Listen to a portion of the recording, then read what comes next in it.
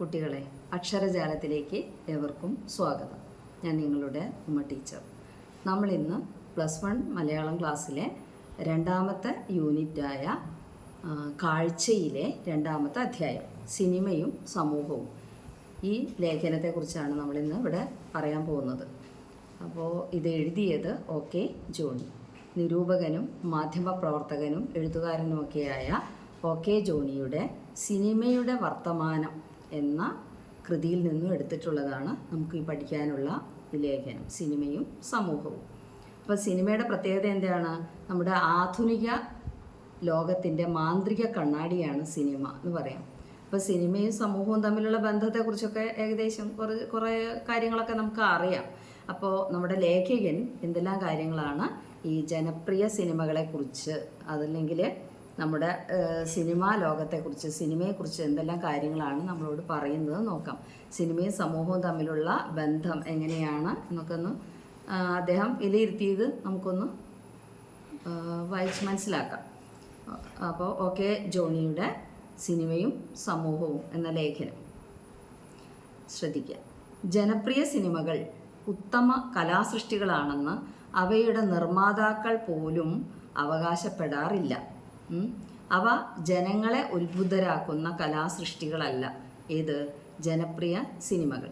അപ്പോൾ ജനപ്രിയ സിനിമകൾ ഉന്നത കലാമൂല്യമുള്ളവയാണ് എന്ന് അവയുടെ നിർമ്മാതാക്കൾ പോലും, അല്ലെങ്കിൽ അവയുടെ സൃഷ്ടാക്കൾ പോലും അവകാശപ്പെടാറില്ല എന്നാണ് പറഞ്ഞത്. അപ്പോൾ എന്താണ് ജനപ്രിയ സിനിമകളുടെ ലക്ഷ്യം? സിനിമകളുടെ ലക്ഷ്യം എന്താണ്? അതൊന്ന് അടയാളപ്പെടുത്തിയിടുക.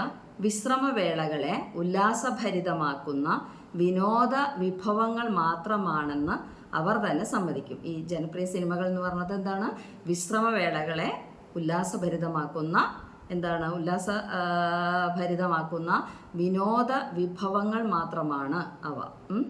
അപ്പോൾ ജനപ്രിയ സിനിമയ്ക്കെതിരെ ഉന്നയിക്കപ്പെടാറുള്ള പ്രധാന ആക്ഷേപം ഇതാണ്.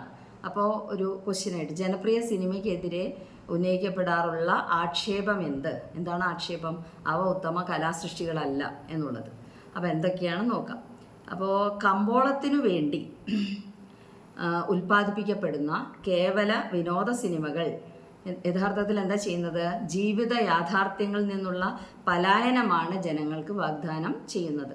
ജീവിത യാഥാർത്ഥ്യങ്ങളിൽ നിന്നുള്ള പലായനം ചെയ്യുക എന്ന് പറഞ്ഞാൽ ഓടിപ്പോവുക. അപ്പോൾ ജീവിതത്തിൻ്റെ ആ യഥാർത്ഥ മുഖങ്ങളിൽ നിന്ന് ഉള്ളൊരു ഒളിച്ചോട്ടമാണ് ജനപ്രിയ സിനിമകൾ ജനങ്ങൾക്ക് മുന്നിൽ കാഴ്ചവെക്കുന്നതെന്നാണ് ലേഖകൻ പറയുന്നത്.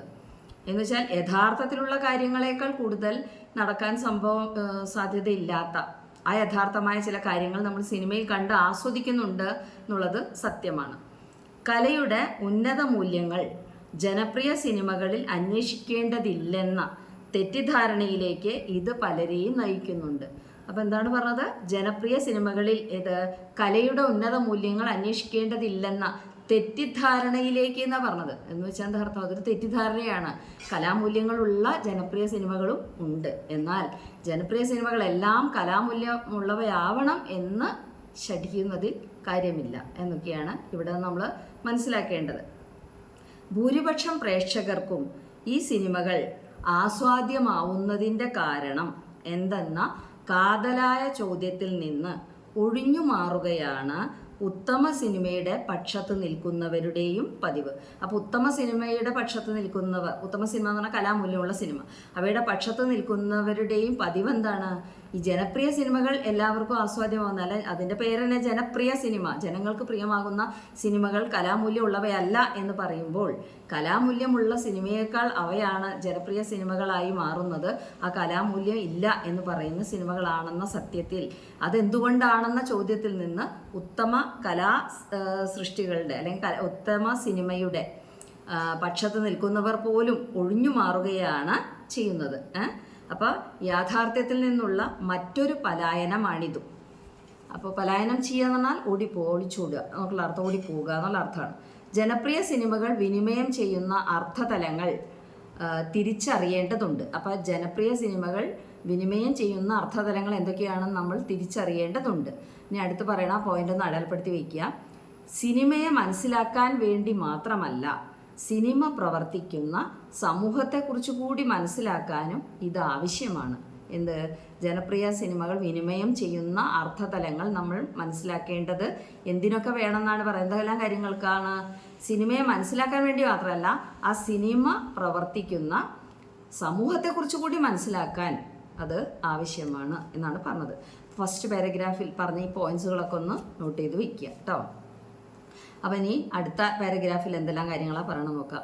നമ്മുടെ ജനപ്രിയ സിനിമകൾ സ്വപ്നലോകത്തിൻ്റെ ഭ്രമാത്മകതയാണ് പൊതുവെ പ്രതിഫലിപ്പിക്കുന്നത്. എന്ന് വെച്ചാൽ സ്വപ്നലോകത്തിൻ്റെ ഭ്രമാത്മകത ഒരു പ്രത്യേക തലത്തിലേക്ക് നമ്മളെ ആസ്വാദക ലോകത്തെ കൊണ്ടുപോവുകയാണല്ലോ ഈ സിനിമകൾ ചെയ്യുന്നത്. അതിശയോക്തി കൊണ്ട് വക്രീകരിക്കപ്പെട്ട ഉള്ളടക്കത്തെ പോലും തികച്ചും യഥാർത്ഥ പ്രതീതി ഉണർത്തും വിധം. എന്നുവെച്ചാൽ എന്താണ് പറഞ്ഞത്? അതിശയോക്തി പറഞ്ഞാൽ കൂടുതലായിട്ട് പറയുക. ഉക്തി എന്ന വാക്ക് അതിശയകരമായ രീതിയിൽ കൂടുതൽ കാര്യങ്ങളെ കൊണ്ട് പറഞ്ഞുകൊണ്ട് വക്രീകരിക്കപ്പെട്ട വളച്ചൊടിക്കുക. വക്രീകരിക്കപ്പെട്ട ഉള്ളടക്കത്തെ പോലും തികച്ചും യഥാർത്ഥ പ്രതീതി ഉണർത്തും വിധം ചിത്രീകരിക്കാൻ ചലച്ചിത്ര മാധ്യമത്തിന് കഴിയുമെന്നതുകൊണ്ട് എന്ന് വെച്ചാൽ എന്തൊക്കെയാണ് ഉദ്ദേശിക്കുന്നത്? യഥാർത്ഥ പ്രതീതി ഉണർത്തുകയാണ്. യഥാർത്ഥത്തിൽ എന്തില്ല? അതിശയോക്തി കൊണ്ട് വക്രീകരിക്കപ്പെട്ട ഉള്ളടക്കം യഥാർത്ഥ പ്രതീതി അതെല്ലാം ശരിയാണെന്ന് നമുക്ക് തോന്നിക്കുന്ന വിധത്തിൽ ചിത്രീകരിക്കാൻ ചലച്ചിത്ര മാധ്യമത്തിന് കഴിയുമെന്നതുകൊണ്ട് എന്താവുന്നു? മിഥ്യകൾ സിനിമയിൽ യാഥാർത്ഥ്യങ്ങളായി അവതരിപ്പിക്കുന്നു. മിഥ്യ എന്ന് പറഞ്ഞാൽ ഇല്ലാത്ത കാര്യങ്ങളാണ് മിഥ്യ. അപ്പം മിഥ്യകളെ എന്ത് ചെയ്യുന്നുണ്ട്? യഥാർത്ഥമായി നമുക്ക് അനുഭവപ്പെടുന്നുണ്ട് സിനിമയിൽ എന്നർത്ഥം. ഈ മിഥ്യകളാവട്ടെ സിനിമാ നിർമ്മാതാക്കൾ പ്രേക്ഷകരുടെ മേൽ ഏകപക്ഷീയമായി അടിച്ചേൽപ്പിക്കുന്നതല്ല. അപ്പോൾ ഈ മിഥ്യകളാണ് യഥാർത്ഥമായി നമ്മളൊക്കെ അനുഭവപ്പെടുന്നതെന്ന് പറഞ്ഞല്ലോ. പക്ഷെ അവയൊന്നും ഏകപക്ഷീയമായി സിനിമയുടെ നിർമ്മാതാക്കൾ നമ്മളുടെ മേൽ അല്ലെങ്കിൽ പ്രേക്ഷകരുടെ മേൽ അടിച്ചേൽപ്പിക്കുന്നതല്ല. പിന്നെയോ നിർമ്മാതാക്കൾ കൂടി ഉൾപ്പെടുന്ന പ്രേക്ഷക സമൂഹത്തിൻ്റെ ഏതൊക്കെയോ ചില മാനസിക ആവശ്യങ്ങളെ തൃപ്തിപ്പെടുത്തുന്നത് കൊണ്ടാണ് അവ ജനങ്ങളുമായി ബന്ധം സ്ഥാപിക്കുന്നത്. ആ പോയിന്റ് അടയാളപ്പെടുത്തുക. അങ്ങനെയാണ് പറയണത്.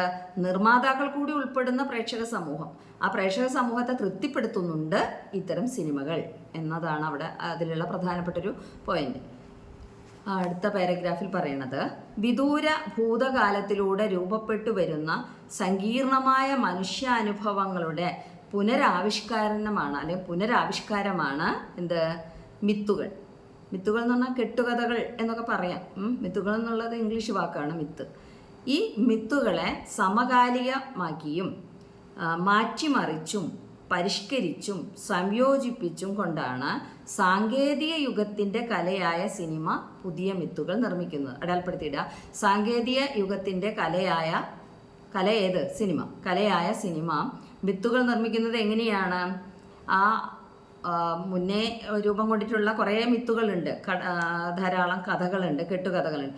ഈ മിത്തുകളെ സമകാലികമാക്കി എന്ന് വെച്ചാൽ നമ്മുടെ ഈ കാലത്തിന് യോജിച്ചതാക്കി മാറ്റി, അതുപോലെ അതിനെയൊക്കെ ഒന്ന് മാറ്റിമറിച്ച് പരിഷ്കരിച്ച് സംയോജിപ്പിച്ചൊക്കെയാണ് എന്ത് ചെയ്യുന്നത്? സാങ്കേതിക യുഗത്തിൻ്റെ കലയായ സിനിമ മിത്തുകൾ നിർമ്മിക്കുന്നത്. ഓരോ കാലത്തും സംഭവിക്കുന്ന സാമൂഹിക രാഷ്ട്രീയ സാമ്പത്തിക പരിണാമം പരിണാമം എന്ന് പറഞ്ഞാൽ മാറ്റം. സാമ്പത്തിക രാഷ്ട്രീയ സാമൂഹ്യ പരിണാമം സിനിമയുടെ മിത്തിക്കൽ സ്വഭാവത്തിലും എന്ത് ചെയ്യുന്നുണ്ട്? അഴിച്ചുപണി നടത്താറുണ്ട്. എന്നുവെച്ചാൽ ഓരോ കാലഘട്ടത്തിനനുസരിച്ച് കഥയിലും അതിൻ്റെ ആവിഷ്കാരത്തിലൊക്കെ മാറ്റം വരുന്നുണ്ട് എന്ന് മനസ്സിലാക്കാം. സിനിമയിൽ ചില ഘട്ടങ്ങളിൽ ചില പ്രത്യേകതരം ഉള്ളടക്കങ്ങൾ ഉടലെടുക്കുന്നതും പഴയവ പരിഷ്കരിക്കപ്പെടുന്നതും അതുകൊണ്ടാണ്. ജനപ്രിയ സിനിമ ഒരേ സമയം പ്രേക്ഷക സമൂഹത്തിൻ്റെ ആഭ്യന്തര വൈരുദ്ധ്യങ്ങളുടെ മാന്ത്രിക കണ്ണാടിയും അവയെ അയഥാർത്ഥമായി പരിഹരിക്കുന്ന ആധുനിക മിത്തുമാകുന്നു. ആ പോയിന്റ് അടയാളപ്പെടുത്തിയിട്ട് എന്താണ് പറഞ്ഞത്? ജനപ്രിയ സിനിമ ഒരേ സമയം പ്രേക്ഷക സമൂഹത്തിൻ്റെ ആഭ്യന്തര വൈരുദ്ധ്യങ്ങളുടെ മാന്ത്രിക കണ്ണാടിയും അവയെ അയഥാർത്ഥമായി പരിഹരിക്കുന്ന ആധുനിക മിത്തുമാകുന്നു എന്നാണ് പറഞ്ഞത്. അടയാളപ്പെടുത്തിയില്ല. പ്രേക്ഷക സമൂഹവും സിനിമാ വ്യവസായവും പരസ്പര ആശ്രിതത്വത്തിലൂടെ സൃഷ്ടിക്കുന്നതാണ് നിലവിലുള്ള സംസ്കാരം എന്ന് പറയാം. അപ്പോൾ എന്തൊക്കെയാണത്? നമ്മുടെ ഈ നിലവിലുള്ള സംസ്കാരം എങ്ങനെയാണത്? സിനിമാ വ്യവസായവും പ്രേക്ഷക സമൂഹവും പരസ്പര ആശ്രിതത്വത്തിലൂടെ സൃഷ്ടിക്കുന്നതാണ് എന്ത്? നിലവിലുള്ള സംസ്കാരം എന്ന് പറയാം. അതൊക്കെയാണ് നമ്മൾ സിനിമയിൽ എന്ത് ചെയ്യുന്നത്, യഥാർത്ഥമായ കാര്യങ്ങളെ യഥാർത്ഥമാണെന്ന രൂപത്തിൽ നമ്മൾ ആസ്വദിക്കുന്നത് എന്നർത്ഥം. നെക്സ്റ്റ് നോക്കൂ. ജനപ്രിയ സിനിമകൾ അവലംബിക്കുന്ന നാടോടി കഥാഘടനകളുടെയും ആദിപ്രരൂപങ്ങളുടെയും പ്രത്യക്ഷ സാന്നിധ്യമാണ് പ്രേക്ഷകരെ അവയിലേക്ക് ആകർഷിക്കുന്നത്. അപ്പോൾ ജനപ്രിയ സിനിമകൾ അവലംബിക്കുന്ന കഥാഘടന, നാടോടി കഥാഘടന, അതിൻ്റെ ആദിപ്രരൂപങ്ങൾ, ഇതൊക്കെയാണ് അവയുടെ സാന്നിധ്യം ഉണ്ട്, പ്രത്യക്ഷ സാന്നിധ്യം പ്രേക്ഷകരെ ആ സിനിമയിലേക്ക് ആകർഷിക്കുന്നുണ്ട് എന്നാണ് പറഞ്ഞത്. അടയാളപ്പെടുത്തിയിട്ട പോയിന്റ്. ഇനി ഈ സിനിമയുടെ പ്രത്യേകതകൾ എന്തൊക്കെയാണ് നോക്കാം. സിനിമയുടെ ചില കാര്യങ്ങൾ കൂടി പറയുന്നു. ടൈപ്പ് ഇതിവൃത്തങ്ങൾ, വാർപ്പ് മാതൃകകളായ കഥാപാത്രങ്ങൾ, സ്ഥിര ശൈലികളിലുള്ള പ്രതിപാദന രീതികൾ. ഇതൊക്കെയാണ് ടൈപ്പ് ഇതിവൃത്തങ്ങൾ എന്ന് വെച്ചാൽ ഒരേ രൂപത്തിലുള്ള ഇതിവൃത്തങ്ങൾ. വാർപ്പ് മാതൃകകളായ കലാരൂപങ്ങൾ എന്ന് വെച്ചാൽ അതിന് ഇംഗ്ലീഷിൽ പറയുന്നത് സ്റ്റീരിയോ ടൈപ്പ്, വാർപ്പ് മാതൃകകളായ കഥാപാത്രങ്ങൾ. പിന്നെ ക്ലീഷേ എന്ന് പറയുന്നത് സ്ഥിര ശൈലികളിലുള്ള പ്രതിപാദന രീതികൾ എന്നിവയിലൂടെ ജനപ്രിയ സിനിമകൾ മിത്തുകൾ നിർമ്മിക്കുന്നു. അപ്പോൾ ശ്രദ്ധിക്കുക, ജനപ്രിയ സിനിമകൾ മിത്തുകൾ നിർമ്മിക്കുന്നത് എങ്ങനെ, ആ 3 പോയിന്റുകൾ അടയാളപ്പെടുത്തിയിടുക. ജീവിതത്തിൽ പ്രാപ്യമാകാത്ത സുഖങ്ങൾ, പ്രാപ്യമാകുന്ന ലഭിക്കുക, ജീവിതത്തിൽ ലഭിക്കാത്ത പല സുഖങ്ങളും അമർത്തപ്പെട്ട വാസനകളും മോഹങ്ങളും യഥാർത്ഥമായി സാക്ഷാത്കരിക്കാൻ സഹായിക്കുന്ന ഈ മിത്തുകളോട് പ്രേക്ഷകർ സ്വാഭാവികമായി താതാത്മ്യം പ്രാപിക്കുന്നു. താതാത്മ്യം പ്രാപിക്കുന്നു വെച്ചാൽ അതുപോലെ ആയിത്തീരുന്നു. പ്രേക്ഷകർ അതിൽ ആ സിനിമയിലുള്ള നായിക കഥാപാത്രങ്ങളോട് എന്ത് ചെയ്യാണ്, ഇഴുകിച്ചേരുകയാണ്, അതിനോട് യോജിച്ച് നിൽക്കുകയാണ്, താതാത്മ്യം പ്രാപിക്കുന്നു. എന്തൊക്കെയാണ് പറഞ്ഞത്, ആ പോയിന്റ് ഒന്ന് ശ്രദ്ധിച്ച് മനസ്സിലാക്കി അണ്ടർലൈൻ ചെയ്തിട്ടുള്ളൂ. ജീവിതത്തിൽ പ്രാപ്യമാകാത്ത സുഖങ്ങളും അമർത്തപ്പെട്ട വാസനകളും മോഹങ്ങളും യഥാർത്ഥമായി സാക്ഷാത്കരിക്കാൻ സഹായിക്കുന്ന മിത്തുകളോട് പ്രേക്ഷകർ സ്വാഭാവികമായി താതാത്മ്യം പ്രാപിക്കുന്നു. സിനിമ ഒരു ആധുനിക മിത്താകുന്നു എന്ന് പറഞ്ഞല്ലോ, അതാണ് അവിടെ ഉദ്ദേശിക്കുന്നത്. താതാത്മ്യം പ്രാപിക്കുന്നു. താര ആരാധനയും സിനിമയെ ചുറ്റിപ്പറ്റിയുള്ള അത്ഭുതം നിറഞ്ഞ അവദാനങ്ങളുമെല്ലാം ചേർന്ന് രൂപപ്പെടുന്ന ഈ മിത്തുകൾ യാഥാർത്ഥ്യത്തെ തീർത്തും നിഷ്കാസനം ചെയ്യുന്നില്ല. അപ്പോൾ അയഥാർത്ഥങ്ങളായ കാര്യങ്ങളാണെന്ന് പറഞ്ഞിട്ടുണ്ടെങ്കിൽ പോലും എല്ലാ അയഥാർത്ഥങ്ങളല്ല, യാഥാർത്ഥ്യത്തെ തീർത്തും നിഷ്കാസനം ചെയ്യുന്നില്ല. നിഷ്കാസനം ചെയ്യുക, ഒഴിവാക്കുക. യാഥാർത്ഥ്യത്തെ ഒഴിവാക്കിക്കൊണ്ടല്ല സിനിമകൾ രൂപം കൊള്ളുന്നത് എന്നും മനസ്സിലാക്കണം. റൊളാങ് ബാത്ത് പറയും പോലെ മിത്ത് ഒന്നിനെയും ഒളിച്ചു വയ്ക്കുന്നില്ല, എല്ലാറ്റിനെയും വക്രീകരിക്കുകയാണ് അതിൻ്റെ രീതി. എന്താണ് പറഞ്ഞത്? റൊളാങ് ബാത്തിൻ്റെ സിനിമയെക്കുറിച്ചുള്ള ഒരു അഭിപ്രായമാണ് അടയാളപ്പെടുത്തിയിടുക. റൊളാങ് ബാത്ത് പറയും പോലെ മിത്ത് ഒന്നിനെയും എന്ത് ചെയ്യുന്നില്ല, ഒളിച്ചു വെക്കുന്നില്ല. മിത്തിനെ കുറിച്ച് റൊളാങ് ബാത്ത് പറഞ്ഞതാണ്. എല്ലാറ്റിനെയും വക്രീകരിക്കുകയാണ് അതിൻ്റെ രീതി. വക്രീകരിക്കുക എന്ന് പറഞ്ഞാൽ വളച്ചൊടിക്കുക. മിത്ത് ജീവിതത്തിൻ്റെ ഭാഗം തന്നെയാണ്, അത് എവിടെയും ഉണ്ട്. അപ്പോൾ മിത്തെന്ന് പറഞ്ഞാൽ അത് ജീവിതത്തിൻ്റെ ഭാഗം തന്നെയാണ്, അത് എവിടെയുണ്ട്. ഏത് തലം എടുത്തു നോക്കിയാലും നമുക്ക് മിത്തുകളെ കാണാൻ കഴിയും. എങ്ങനെയൊക്കെ നോക്കൂ, ദിനപത്രങ്ങളിലും ടെലിവിഷൻ പരിപാടികളിലും സിനിമയിലും പരസ്യങ്ങളിലുമെല്ലാം എഴുതപ്പെട്ടതോ ഉച്ചരിക്കപ്പെട്ടതോ ആയ എന്തിനും എന്തുണ്ട്, മിത്താവാനുള്ള പ്രവണത ഉണ്ട്.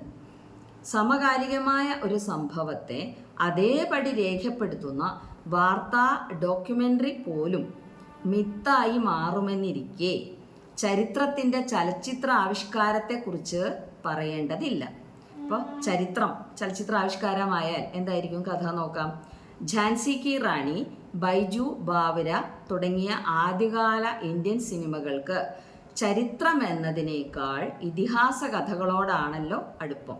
അപ്പോൾ അതിൽ ചരിത്ര കഥയാണ് അതെങ്കിൽ പോലും ഇതിഹാസ കഥകളോടാണ് അതിന് അടുപ്പം. ചരിത്രത്തിനോടുള്ളതിനേക്കാൾ അടുപ്പം ഇതിഹാസ കഥകളോടാണ്. ഏതിനൊക്കെ? ആദ്യകാല ഇന്ത്യൻ സിനിമകളായ ബൈജു ബാവര, ഝാൻസി കി റാണി തുടങ്ങിയ സിനിമകൾക്ക്. അവയുടെ ആകർഷണീയതയുടെ അടിസ്ഥാനവും എന്ത് തന്നെയാണ്? ഈ മിത്തിക്കൽ പരിവേഷമാണ്. യാഥാർത്ഥ്യത്തെ പ്രത്യക്ഷമായോ പരോക്ഷമായോ സ്വാംശീകരിക്കുന്ന ജനപ്രിയ സിനിമകൾ. യാഥാർത്ഥ്യത്തെ പ്രത്യക്ഷമായി വെച്ച് നേരിട്ട്, പരോക്ഷമായതാ നേരിട്ടല്ലാതെ, പ്രത്യക്ഷമായോ പരോക്ഷമായോ സ്വാംശീകരിക്കുന്ന ജനപ്രിയ സിനിമകൾ ജാതി, മതം, രാഷ്ട്രീയം, ഭരണകൂടം, സാമൂഹിക ബന്ധങ്ങൾ, കുടുംബം, ദാമ്പത്യം, സ്ത്രീ, നന്മതിന്മകൾ എന്നിവയെക്കുറിച്ചെല്ലാം നിലവിലുള്ള പൊതുബോധത്തെ അഥവാ നമ്മുടെ മൂല്യങ്ങളെ എന്ത് ചെയ്യുന്നുണ്ട്? പുനരുൽപ്പാദിപ്പിക്കുകയാണ് ചെയ്യുന്നത്. നിലനിൽക്കുന്ന മുഖ്യ ധാരണകളെ ചോദ്യം ചെയ്യാനും സിനിമ സന്നദ്ധമാവാറുണ്ട്. പ്രേക്ഷക മനസ്സിൽ രൂപപ്പെട്ടു വരുന്നതേതോ സമൂഹം സ്വാംശീകരിച്ചു കഴിഞ്ഞതോ ആയ, അല്ലെങ്കിൽ പ്രേക്ഷക മനസ്സിൽ രൂപപ്പെട്ടു വരുന്നതേതോ അല്ല, രൂപപ്പെട്ടു വരുന്നതോ സമൂഹം സ്വാംശീകരിച്ചു കഴിഞ്ഞതോ ആയ പുതിയ മൂല്യങ്ങൾക്കും സിനിമ ചിലപ്പോഴെല്ലാം പ്രകാശനം നൽകുന്നു. സിനിമയിലൂടെ ആഗ്രഹ സബലീകരണം പ്രതീക്ഷിക്കുന്ന പ്രേക്ഷകരെ, സിനിമയിലൂടെ ആഗ്രഹ സബലീകരണം പ്രതീക്ഷിക്കുന്ന പ്രേക്ഷകരെ പ്രീണിപ്പിക്കാൻ അവരുടെ അബോധ വാഞ്ചകളെ ആവിഷ്കരിക്കാറുണ്ട്. അബോധ വാഞ്ചകൾ, വാഞ്ചാണ് ആഗ്രഹം, അബോധമാണ് ബോധപൂർവ്വം അല്ലാത്ത വാഞ്ചകൾ എന്ന് വെച്ചാൽ മനസ്സിൻ്റെ അടിത്തട്ടിൽ പല ആഗ്രഹങ്ങളും ഉള്ളത്, അവയൊക്കെ എന്ത് ചെയ്യുന്നുണ്ട്? സിനിമയിലൂടെ ആഗ്രഹ സബലീകരണം സാക്ഷാത്കരിക്കപ്പെടുന്നുണ്ട്. അതുകൊണ്ടാണ് പ്രേക്ഷകർ എന്ത് ചെയ്യുന്നത്? സിനിമയെ ഇത്ര കണ്ട് ആസ്വദിക്കുന്നതും ആരാധിക്കുന്നതും. ഇതിനായി സിനിമയുടെ അവസാന ഭാഗത്ത് നായകൻ്റെ ഇടപെടലിലൂടെ പ്രതിസന്ധി പരിഹരിച്ച് സന്തുലിതാവസ്ഥ വീണ്ടെടുക്കുന്നതായി ചിത്രീകരിക്കുന്നു. ആണല്ലോ, സിനിമ നമ്മൾ കണ്ടുകൊണ്ട് ഇരിക്കുന്ന ഇടയിൽ നമ്മൾ ആ സിനിമയിലെ കഥാപാത്രങ്ങളുമായിട്ട് താതാത്മ്യം പ്രാപിക്കുന്നുണ്ടെന്ന് പറഞ്ഞു. അപ്പോൾ ആ കഥ പല പല ഘട്ടങ്ങളിലൂടെ, പ്രതിസന്ധി ഘട്ടങ്ങളിലൂടെയൊക്കെ കടന്നു പോയി നായകൻ്റെ ഇടപെടലിലൂടെ പ്രതിസന്ധിയെല്ലാം പരിഹരിച്ച് അതൊരു നല്ല രീതിയിൽ എത്തിക്കുന്നതാണ് ഇപ്പോഴത്തെ സിനിമയുടെ സ്വഭാവം. അപ്പോൾ നമ്മളും അതിനനുസരിച്ച്, പ്രേക്ഷകരും അതിനനുസരിച്ച് ആശ്വാസം കൊള്ളുന്നു, അല്ലേ? ആസ്വദിക്കുന്നുണ്ട് ആ സിനിമ.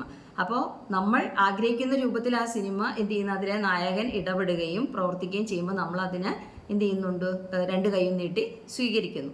നിലവിലുള്ള മൂല്യങ്ങളെ ധിക്കരിക്കാനുള്ള വൈമനസ്യം എന്ന് പറഞ്ഞാൽ അതിനോട് മനസ്സില്ലായ്മ എന്ന് വെച്ചാൽ ബുദ്ധിമുട്ടുണ്ട്. നിലവിലുള്ള മൂല്യങ്ങളെ ധിക്കരിക്കാനുള്ള വൈമനസ്യവും അവയെ മറികടക്കാനുള്ള അബോധവാസനയും, നിലവിലുള്ള മൂല്യങ്ങളെ ധിക്കരിക്കാൻ ഉള്ള ആ ഒരു വിമുഖതയുണ്ട്, പക്ഷേ അറിയാതെ അവയെ മറികടക്കണം എന്നുള്ള ചിന്തയുണ്ട്, അബോധവാസനയും ഒരേ സമയം സാക്ഷാത്കരിക്കാൻ ഇത് പ്രേക്ഷകർക്ക് അവസരം നൽകുന്നു. സിനിമയിലെ ആ കഥാപാത്രങ്ങളുടെ പ്രവർത്തനങ്ങളും കാഴ്ചകളും എല്ലാം നമുക്കതിനുള്ള അവസരം നൽകുന്നു. ഈ സംഘർഷമാണ് എല്ലാ ജനപ്രിയ സിനിമകളുടെയും നാടകീയതയ്ക്ക് നിദാനം. അതും അടയാളപ്പെടുത്തിയില്ല. ജനപ്രിയ സിനിമകളുടെ നാടകീയതയ്ക്ക് നിദാനം എന്ത് എന്ന് വെച്ചാൽ അടയാളപ്പെടുത്തേണ്ടത് നിലവിലുള്ള മൂല്യങ്ങളെ ധിക്കരിക്കാനുള്ള വൈമനസ്യവും അവയെ മറികടക്കാനുള്ള അബോധ വാസനയും അല്ലെങ്കിൽ അബോധ വാഞ്ചയും അല്ലെങ്കിൽ അബോധ വാസനയും ഒരേ സമയം സാക്ഷാത്കരിക്കാൻ ഈ പ്രേക്ഷകർക്ക് സിനിമ അവസരം നൽകുന്നു. ഈ സംഘർഷമാണ് എല്ലാ ജനപ്രിയ സിനിമകളുടെയും നിദാനം എന്നാണ് അടിസ്ഥാനം, നാടകീയതയ്ക്ക് അടിസ്ഥാനം അല്ലെങ്കിൽ നാടകീയതയ്ക്ക് നിദാനം. ഹിന്ദി ഉൾപ്പെടെയുള്ള എല്ലാ ഇന്ത്യൻ ഭാഷകളിലെയും ജനപ്രിയ സിനിമകളിലെ മുഖ്യ പ്രതിപാദ്യം ഇന്നും എന്തുതന്നെയാണ്? കുടുംബമാണ്. കുടുംബം എന്ന വാക്കിൻ്റെ അർത്ഥം അറിയാലോ, കൂടുമ്പോൾ ഇമ്പമുള്ളതാണ് കുടുംബം. പ്രേക്ഷകരിൽ വേരുറച്ചു പോയ കുടുംബ ദാമ്പത്യ സങ്കല്പങ്ങളെ ഇളക്കുന്നത് വ്യാപാര വിജയത്തിന് വിഘാതമാവുമെന്ന ലളിതമായ തിരിച്ചറിവാണ് ഇത്തരം ഫാമിലി മെലോ ഡ്രാമകൾ സ്ഥിരം പാറ്റേണുകളിൽ ആവർത്തിക്കപ്പെടാൻ കാരണം. അപ്പോൾ പലതും പ്രധാനപ്പെട്ട കുടുംബ ചിത്രങ്ങളെ കാണാൻ ആസ്വാദകർക്ക് താല്പര്യമുണ്ട്. അപ്പം നിലവിലുള്ള ആ ആശയങ്ങളെ മാറ്റിമറിച്ചിട്ടുള്ള കുടുംബ ചിത്രങ്ങൾ ഒരിക്കലും പ്രേക്ഷകരെ സ്വാധീനിക്കില്ല. അത് മനസ്സിലാക്കുന്നത് കൊണ്ട് തന്നെ പ്രേക്ഷകരിൽ വേരുറച്ചുപോയ കുടുംബ ദാമ്പത്യ സങ്കല്പങ്ങളെ ഇളക്കിയാൽ അത് വ്യാപാര വിജയത്തിന് വിഘാതമാവും, കോട്ടം സംഭവിക്കും. അതുകൊണ്ട് വ്യാപാര വിജയത്തിന് വിഘാതമാവുമെന്ന ആ തിരിച്ചറിവ്, ലളിതമായ തിരിച്ചറിവാണ് ഇത്തരം ഫാമിലി മെലോ ഡ്രാമകൾ സ്ഥിരം പാറ്റേണുകൾ ആവർത്തിക്കപ്പെടാൻ കാരണം. പലതരം പ്രതിസന്ധികളിലൂടെ കുടുംബത്തിലുണ്ടാകുന്ന തകർച്ചയാണ് ഇതിവൃത്തത്തിലെ ഓരോ നാടകീയ സന്ദർഭത്തിനും അടിസ്ഥാനം. നിർവഹണ ഘട്ടം എത്തുമ്പോഴേക്കും പ്രതിസന്ധികളെല്ലാം പരിഹൃതമായില്ലെങ്കിൽ അതിനകം നായകനുമായി താതാത്മ്യം പ്രാപിച്ചു കഴിഞ്ഞ പ്രേക്ഷകർ നിരാശരാകും. അതുകൊണ്ട് കുടുംബം, ദാമ്പത്യം തുടങ്ങിയവയെ സംബന്ധിച്ച പതിവ് ഫോർമുലയിൽ നിന്ന് ഇവ വ്യതിചലിക്കാറില്ല. ഇവ എന്ത് ചെയ്യാറില്ല? മാറാറില്ല. വ്യതിചലിക്കാനാ മാറി നിൽക്കാറില്ല. അത് ആ പതിവ് തത്വങ്ങൾ, പതിവ് ഫോർമുലയിൽ കൂടി തന്നെയാണ് അവ എന്ത് ചെയ്യുന്നത്, സിനിമയിൽ ചിത്രീകരിക്കപ്പെടുന്നത്. നന്മയ്ക്കു വേണ്ടി നിലകൊള്ളുക മൂലം പലവിധ സഹനങ്ങളും പരാജയങ്ങളും ഏറ്റുവാങ്ങി ഒടുവിൽ അവയെ അതിജീവിക്കുന്ന നായക കഥാപാത്രങ്ങളെയാണ് ഇത്തരം സിനിമകളിൽ നാം കാണുന്നത്. അപ്പോൾ ആ നായക കഥാപാത്രങ്ങളുമായിട്ട് നമ്മൾ താതാത്മ്യം പ്രാപിക്കുന്നുണ്ട്. അതുകൊണ്ടാണ് അവർ ചിരിക്കുമ്പോൾ നമ്മൾ ചിരിക്കുന്നു, അവർ സന്തോഷിക്കുമ്പോൾ നമ്മൾ സന്തോഷിക്കുന്നു, അവർക്ക് ദുഃഖം ഉണ്ടാകുമ്പോൾ, കരയുമ്പോൾ, സങ്കടപ്പെടുമ്പോൾ നമുക്കും സങ്കടം തോന്നുന്നു. അതൊക്കെ എന്താണ്, പ്രേക്ഷകർ ആ കഥാപാത്രവുമായിട്ട് താതാത്മ്യം പ്രാപിക്കുന്നു എന്നുള്ളതാണെന്ന് മനസ്സിലാക്കുക. ഇനി അവസാനമായിട്ട് പാരഗ്രാഫിൽ എന്തൊക്കെയാണ്, ലാസ്റ്റ് ഈ ലേഖനത്തിൽ എന്തൊക്കെ കാര്യങ്ങളാണ് പറയുന്നതെന്ന് നോക്കാം. സിനിമയുമായി ഇന്ത്യൻ പ്രേക്ഷകർ വെച്ചു പുലർത്തുന്ന ഗാഢവും അതിനിഗൂഢവുമായ മാനസിക ബന്ധം അവരുടെ തന്നെ മനോഭാവങ്ങളെയും അവർക്ക് ആവിഷ്കരിക്കാൻ കഴിയാതെ പോയ അഭിലാഷങ്ങളെയും സൂചിപ്പിക്കുന്നു. അടയാളപ്പെടുത്തിയിടുക ആ പോയിന്റ്.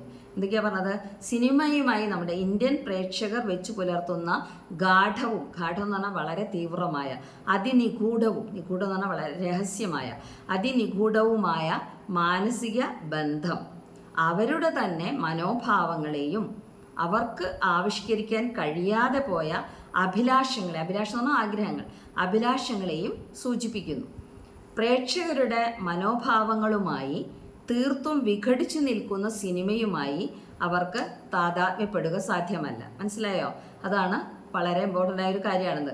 പ്രേക്ഷകരുടെ മനോഭാവങ്ങളുമായി തീർത്തും വിഘടിച്ചു നിൽക്കുന്ന തീർത്തും വിപരീതമായി നിലകൊള്ളുന്ന സിനിമയുമായി അവർക്ക് താതാത്മ്യപ്പെടുക സാധ്യമല്ല. കാരണം വൈചാരികമായല്ല, വൈകാരികമായാണ് മിത്തുകളെപ്പോലെ സിനിമയും പ്രേക്ഷകരിൽ പ്രവർത്തിക്കുന്നത്. ആ പോയിന്റ് അടയാളപ്പെടുത്തിയിടുക കേട്ടോ. എന്തൊക്കെയാണത് പറഞ്ഞാൽ, നമുക്ക് ഒരിക്കലും പ്രേക്ഷകരുടെ മനോഭാവങ്ങളുമായി തീർത്തും വിഘടിച്ചു നിൽക്കുന്ന സിനിമകളുമായിട്ട് പ്രേക്ഷകർക്ക് താതാത്മ്യപ്പെടുക സാധ്യമല്ല. കാരണം എന്താണ്?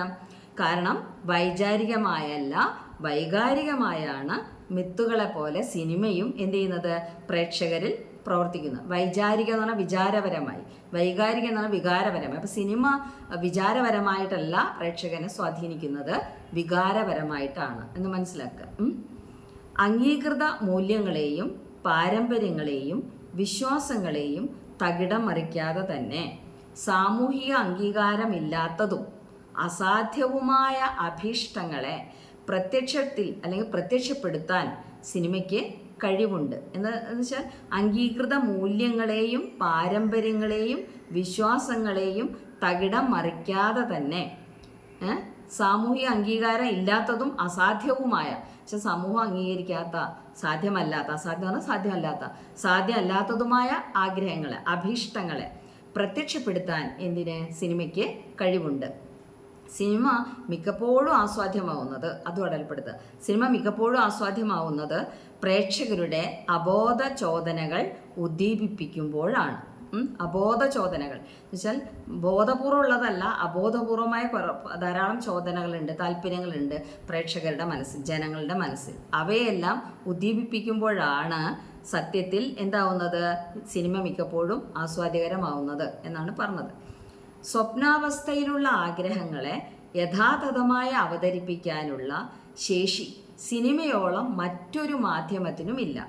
എന്താ പറഞ്ഞത്, സ്വപ്നാവസ്ഥയിലുള്ള ആഗ്രഹങ്ങളെ യഥാർത്ഥത്തിൽ സ്വപ്നാവസ്ഥയിലുള്ള ആഗ്രഹങ്ങൾ, മനുഷ്യരുടെ അല്ലെങ്കിൽ പ്രേക്ഷകരുടെ മനസ്സിലുള്ള ആഗ്രഹങ്ങളെ യഥാതഥമായി അവതരിപ്പിക്കാനുള്ള ശേഷി, കഴിവ് സിനിമയോളം മറ്റൊരു മാധ്യമത്തിനും ഇല്ല. ജനപ്രിയ സിനിമകളെ അപഗ്രഥിക്കുകയാണ്, അല്ലെങ്കിൽ എന്താ പറയുക, ജനപ്രിയ സിനിമകളെ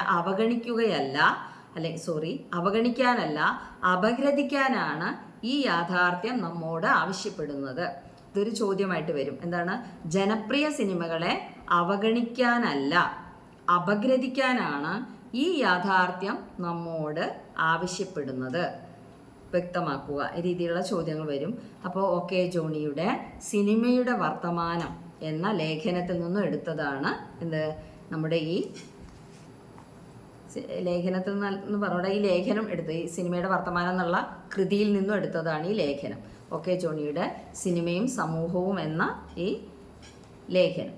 അപ്പോൾ ഇനി ഇതിൽ വളരെ പ്രധാനപ്പെട്ട ചോദ്യങ്ങൾ ഏതൊക്കെയാണെന്ന് കൂടി നോക്കാം. ആദ്യത്തെ ചോദ്യം തന്നെ ഞാൻ നേരത്തെ അടയാളപ്പെടുത്താൻ പറഞ്ഞ കാര്യം, ജനപ്രിയ സിനിമകളെ അവഗണിക്കുകയല്ല അപഗ്രഥിക്കുകയാണ് വേണ്ടതെന്ന് ലേഖകൻ കരുതുന്നത് എന്തുകൊണ്ട്? നമ്മൾ വായിച്ച് പറഞ്ഞ പോയിന്റുകളൊക്കെ വെച്ചിട്ടത് എഴുതാം. ഒരു എസ്സേ ക്വസ്റ്റ്യൻ ആണത്.